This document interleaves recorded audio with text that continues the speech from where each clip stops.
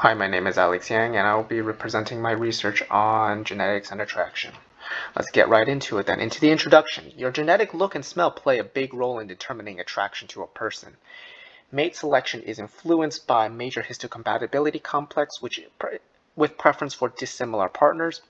Research has shown that major histocompatibility complex is linked to a distinct body odor that can increase or decrease attraction. Women's attraction to certain males can change depending on oral contraceptives. And men are attracted to women's smells who are ovulating at the time. My research question is, how does genetics play a role in determining attraction to a mate? My hypothesis is because genetics cause uniqueness in humans, it will play a significant role to influence attraction to a mate.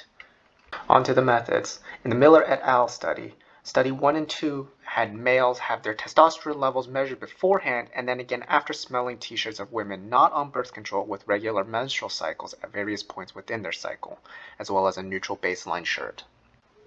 The Thornhill et al. Study had 80 men and 82 women have their facial measurements taken and then given t-shirts to wear so that the scent would rub off on it.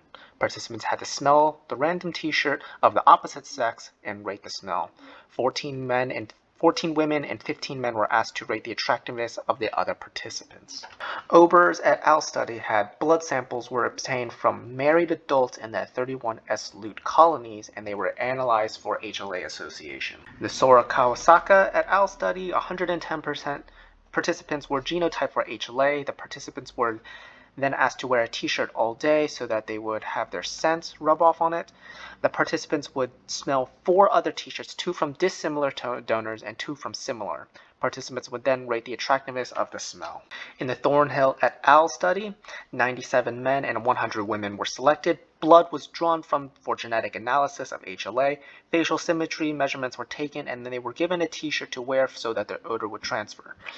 Another group of people were brought in to assess the attractiveness of the participant, and the original group were presented with t-shirts from the opposing gender and asked to assess preference. Now on to the results. In the Thornhill et al. Study, women prefer more symmetrical faces when not using oral contraceptives, and men do not show a preference for symmetry in women. In the Miller et al. Study, on the graph on the left shows that male testosterone levels vary based on how close a woman is close to ovulating. The graph on the right shows that the testosterone levels of the smell of an ovulating woman, the smell of a non-ovulating woman, and the control. The Sora Kawasaka et al. Studies, the graph on the left shows that men do not show any preference for body odor attractiveness, and the graph on the right shows that women not on birth control prefer partners with dissimilar HLA genes. In the Thornhill et al. Study, men's scents are not preferred by women with dissimilar MHC genes, but men do prefer dissimilar MHC scents in women. Women's preference for symmetry is correlated to fertility. Women's prefer scent of attractive males, and men prefer the scent of fertile women. In the Ober et al. Study, mate choice in humans is influenced by differing HLA genotypes in humans. Only 44 couples had matching haplotypes. There was an expected 64.75 couples to match. Moving on to the discussion.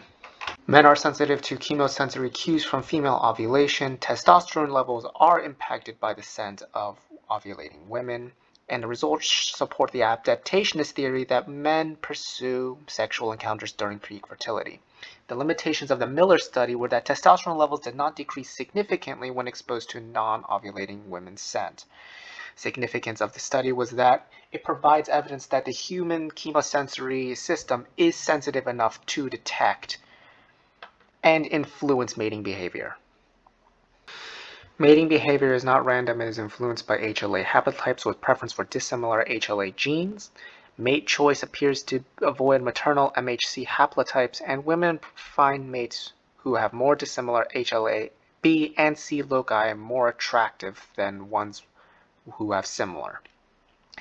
Limitations of the study is accuracy is limited with a subjective response from participants, and the significance is that increasing evidence of an evolutionary basis for preference of MHC haplotypes. Women prefer the scent of men who are more symmetrical, The scent of symmetry is not a scent that males find attractive.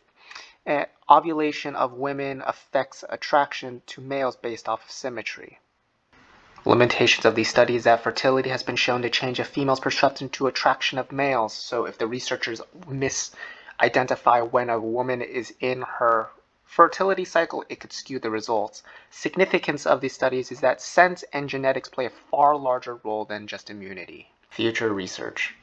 One problem with the studies was that homosexual couples were intentionally excluded. So my research question is, do the same principles of attraction apply to homosexual couples? Hypothesis that the same effect of HLA dissimilarity and compatibility will still apply. The methods which be recruit people who do not prefer heterozygous relationships. Expected results, I expect there to be a preference for HLA dissimilarity in couples. And the significance of it is homosexuality is a growing group of people and it is unknown what factors influence attraction between others.